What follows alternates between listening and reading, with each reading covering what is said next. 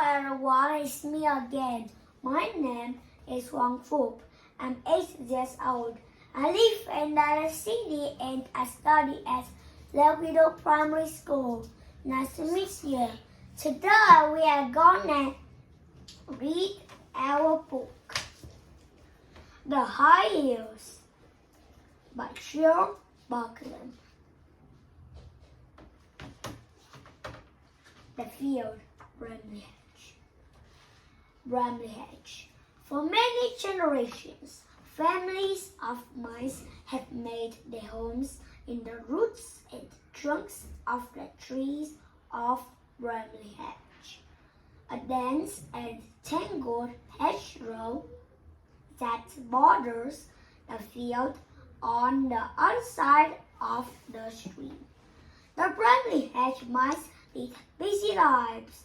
During the fine weather, they collect flowers, fruits, berries, and nuts from the hedge and surrounding fields, and prepare delicious jams, pickles, and preserves that are kept safely in the store stump for the winter months ahead. Although the mice work hard, they make time for fun too. All through the year, they make the seasons with feasts and festivities, and whether it be a little man's birthday, an eagerly awaited wedding, or the first day of spring, the mice welcome the opportunity to meet and celebrate. It was the very end of autumn. The weather was damp and chilly, and Wilfred was spending the day inside the weavers. Clack went the loom, whir, whir went the spinning wheel. Lily and Flax were in a hurry. "We must finish in time," said Flax. "We promised Mr. Apple." "What are you making?" asked Wilfred. "Blankets," replied Lily. "Who was it for?" said Wilfred. "They are for the foals in the high hills," replied the Flax. "They have just discovered that the moths have eaten all their quilts, and they have no time to make new ones before the cold weather comes. They are too busy gathering stores for winter. We are helping out." "Can I help too?" asked Wilfred. "That's kind of you, Wilfred, but not just now," said Lily. "Why don't you find yourself a book to read while I finish spinning this wool?" Wilfred went over to the bookcase. On the shelf, tucked between volumes on dyestuffs and weaves, he found a thick book called Daring Explorers of Old Hedge Days. He settled himself comfortably and began to turn the pages. "Sir Hawkwood Allham," he read, determined to conquer the highest peak of the high hills, for there he knew he would discover gold. Alone he set forth, thick in his trusty pack, all he needed to survive the treacherous journey. Throughout that entrance, the whir of the spinning wheel became the swoosh of eagle wings, the clatter of the loom, the sound of falling rock, and the rise of red on the window, sugars from the depths of some forgotten cave.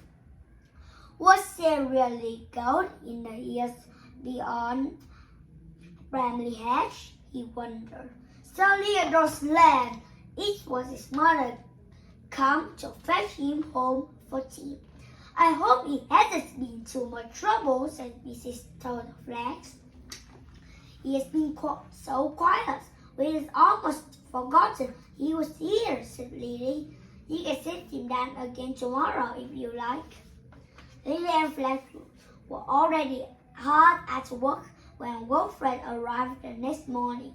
He settled down by the window again to read about Sir Hawkins Hound and his intrepid search for gold.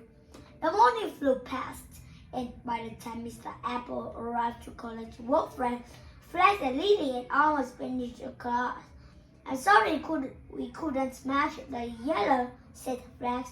"We've used the last of Grandpa Blackthorn's licking, and no other dye will do." "Never mind," said Mr. Apple. "It's the blankets they need. We will take them up to the hills tomorrow." "The hills?" repeated Wilfred. "Are you really going up to the high hills?" "Yes," replied Mr. Apple. "Why? Can I come?" Wilfred asked desperately. "Please say I can." "Oh, I don't think so," said Mr. Apple. "It's too far. We shall have to stay overnight." "I will be very good," argued Wilfred. Mr. Apple relented. "We will see if your mother agrees," he said. "Come on, young mouse, it's time to go home." To Wilfred's surprise, his mother did agree. "I will do him good to be in the open air," he said. Wilfred rushed upstairs to pack. He knew just what he would need. So, with whole hand, had listened all the essential gear in his book: a rope, a whistle, food, fire sticks, cooking pots, a ground seat, and blankets, a spoon, a water bottle, and a first aid kit. "And I had better have a special bag for the gold," said Wilfred to himself as he gathered everything together. He went to bed straight after supper. It was a long way to the high hills, and to get the vows hung by dusk, they would have to make an early start. Next morning, soon after dawn, Flax, Lily, and Mr. Apple called for Wilfred. They were carrying bags on their backs full of cloth and blankets, and they were honey and cheese and a pudding for the vows from Mrs. Apple.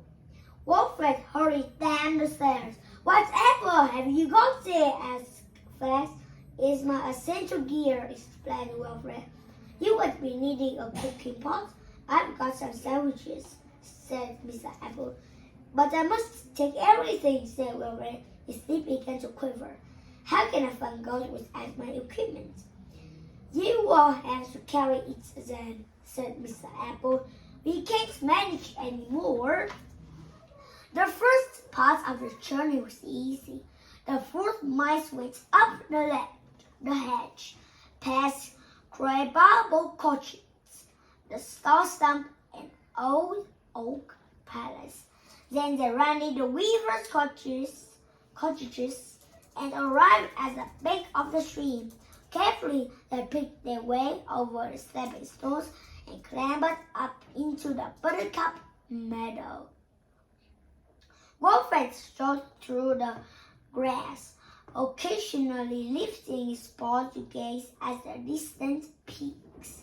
Beyond the blue bare woods, he could see the path begin to climb. Mr. Apple looked back. "How's my young explorer?" he said. "Ready for lunch?" "Oh, please," said Wilfred, easing up his pack with relief. The mice ate their picnic and enjoyed the late autumn sunshine, but soon it was time to go on. All through the afternoon they walked. The path became steeper and steeper, and when they looked behind them, they could see the fields and woods and hedges spread out far below.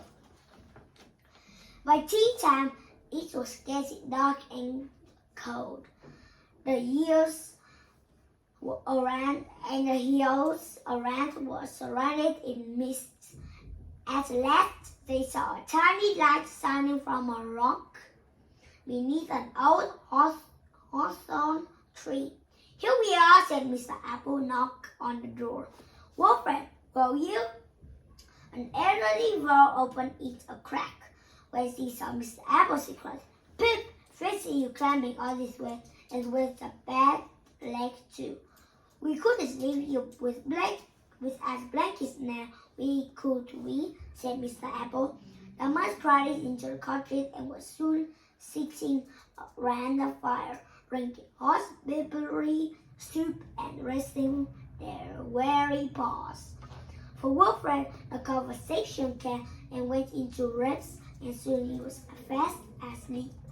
So I left him interesting until a little broken bed in a corner, and the next thing he knew was a delicious meal of breakfast sizzling on the range. Wilfred ate heartily oats cakes with rowan berry jelly and listened to the voice describing their hard life in the hills. He was disappointed when Mr. Apple announced that it was time to leave. Can't we explore a bit first? He begged. First, I have to get back to work, said Lily. But why don't you two follow later? Well, related Mr. Apple, there are some fun junipers beyond the crack. And Mrs. Apple's love junipers, said Wilfred quickly. Let's get us up. So the mouse said goodbye to Rose and Mr. Apple, and Wilfred set off up the path. Wilfred ran on ahead and was soon round the crack. When Mr. Apple caught up with it, Wilfred was halfway up on the steep face of rock. Wilfred, said Mr. Apple, come down. Just a minute, shouted Wilfred. I have found something. Mr. Apple watched as Wilfred pulled himself up onto the narrow ledge and started scraping at the rock and stuffing something in his pocket. Look, cried Wilfred. Gold! Don't be silly, Wilfred, shouted Mr. Apple. That's not gold. Come down at once. Wilfred looked over at the side. His voice faltered. I can't, he said. I'm scared. Mr. Apple was exasperated. Wait there, he said. Slowly he climbed the steep rocks, carefully placing his paws in the clefts of the stones. The ledge was very narrow. We will edge along this way. Perhaps the two paths will meet, he said. We certainly can't go down the way we have came up. As they walked cautiously along the ledge, an ominous mist began to rise from the valley. If we only had some rope, we ought to rope ourselves together. Wilfred put his paw in his bag and produced the rope. Mr. Apple tied it carefully round Wilfred's middle and then round his own. And it was just as well, for a few minutes later they were engulfed in a thick white smoke. Turn to the rock face, Wilfred. We will ease our way along, one step at a time. They went on for a long time. Then they took a rest. As they sat on the wet rock, the mist padded for a few seconds, just long enough to show a deep, strange valley below. Mr. Apple was worried. He had no idea where they were. It looked as though they would have to spend the night on a mountain. It could be very cold and dark, and all he had in his pocket were 2 sandwiches the Rose had given him for the journey down. His leg was very stiff and sore too. What was to be done? He explained the situation to Wilfred. It's all my fault, said Wilfred. I didn't mean to us to get lost. I just wanted to find gold like Sir Hogwarts. Never mind, said Mr. Apple. We must look for some way to spend the night. Short way along the path, the ledge became a little wider.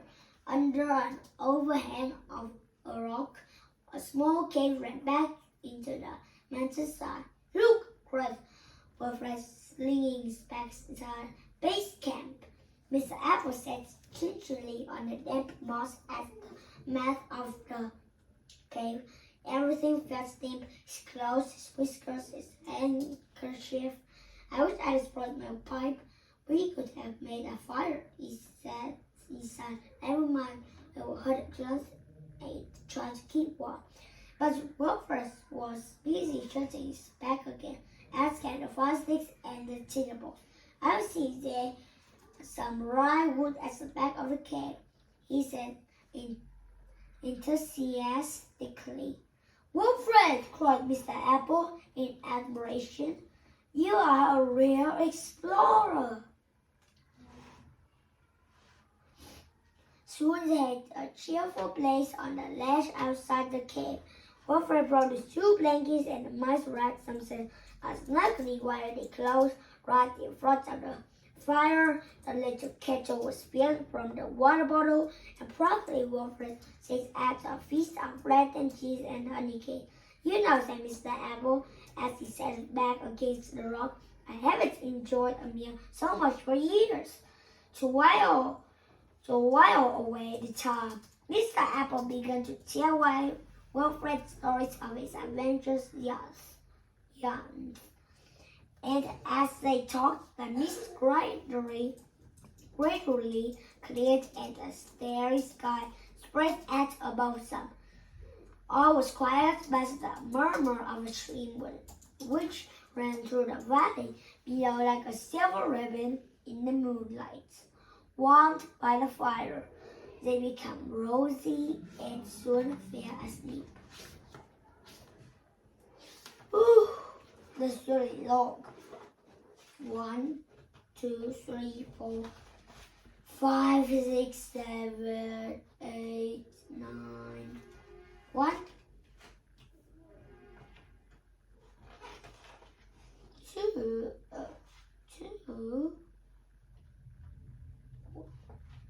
This one. 1, 2. Oh, 2. 2. Oh.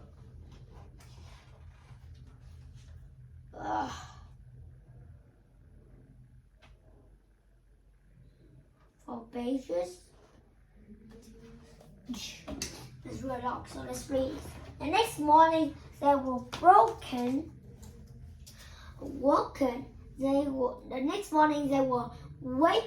woken by the sun shining into the cave. It's a beautiful day, called Wilfred, peering over the ledge, and I can see past down the mountain. Mr. Apple sat up and stretched his leg. It was still hot. We'll have to go down slowly, I'm afraid, he said. It's so late, said Wilfred. I can help. And he brought out a jar of comfrey ointments from his first aid case. He packed up and set off down the path. Mr. Apple did the best he could, but his leg was very painful. They managed to get as far as the stream, but they stopped just on a boulder with a sigh. I can't go any further, he said. What are we to do? The 2 mice sat in silence and watched the water swirl past the bank.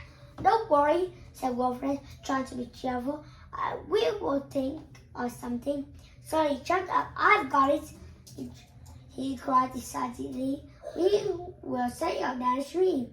He ran to the bank and with his ice axe, he hooked out some large sticks that had caught behind a rock in the water. Using his stroke to lash them together, he made a raft. Come on, said Wilfred. We will shoot the rapids. Are you sure this is a good idea? Said Mr. Apple. Wherever we end up, don't worry, said Wilfred. It's all going to be all right. Carefully, they climbed onto the raft. Mr. Apple let go of the bank and they were off. They were swept to the middle of the stream as it raced down the mountainside, twisting and turning, sweeping and splashing, careening over rocks and cutting through deep banks. My hat, started Wilfred. I've lost my hat. Never mind that, cried Mr. Apple. Just hold on tight. There's a boulder ahead.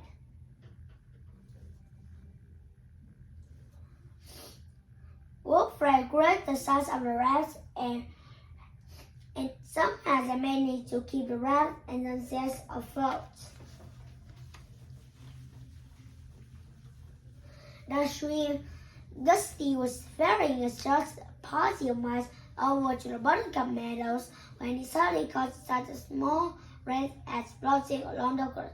Look, say, said it, almost speed over the side of the boat. His Wolfred has cried at Mrs. Toadflax. Whatever can have happened to him? Can he swim? asked Mrs. Apple anxiously. Meanwhile, Wilfred and Mr. Apple were beginning to enjoy their trip on the river. The ground had leveled at and the space of the stream had become chancellor. They looked about them with interest. Wilfred, cried Mr. Apple, can you see what I can see? And shoot us out well away. Wilfred stared at the bed. It is, he said, and this is the old oak palace and the hornbeam. This is our stream. As they ran in the bed, they saw brightly hatched mice climbing out of the steamboat. At the very same moment, Mrs. Apple looked up and cried, Look, look, there they are. The mice turned in amazement. The raft was almost abreast of them. Quick, said Dusty, cast out of this rope and I will haul you to shore. As the two mice climbed out of the raft and up onto the bank, they all hugged each other. Wilfred, you are so safe, you are safe, cried Mrs. Toadflax. My dear, what's happened? Has happened to your leg, said Mrs. Apple. Lord Woodmouse took charge. Come on, everybody, he said. Let's get these travelers home and dry, and then we can hear the full story. The mice had made their way along the hedgerow to the hornbeam tree. So everybody was sitting round the fire, eating cake and drinking a corn coffee. Now tell us exactly what happened, Flax. Well, it's my fault, explained Wilfred again. I was looking for God and I got stuck. Mr. Apple had to rescue me and then we got lost. And Mr. Apple's legs hurt so much we had to come back on the raft. Did you find any gold? Interrupted Primrose. No, only this silly old dust, said Wilfred, pulling the bag out of his pocket. Flax and Lily gasped. Wilfred, that's not dust. That's Grandpa Blackthorn's licking. It's very rare. You are clever. Wherever did you find it? Primrose ran to fetch some paper and Wilfred proudly drew a map so that they could find the place again. And when we go, you shall come with us, Wilfred, promised Lily. Mr. Apple was tired and soon he and Mrs. Apple went home to Kerbapple Cottage. One by one, the visitors drifted away. It was time for the explorers to go to bed. Wilfred followed his mother up the stairs. What adventures, he says, watching his face and paws and helping him take off his muddy downward.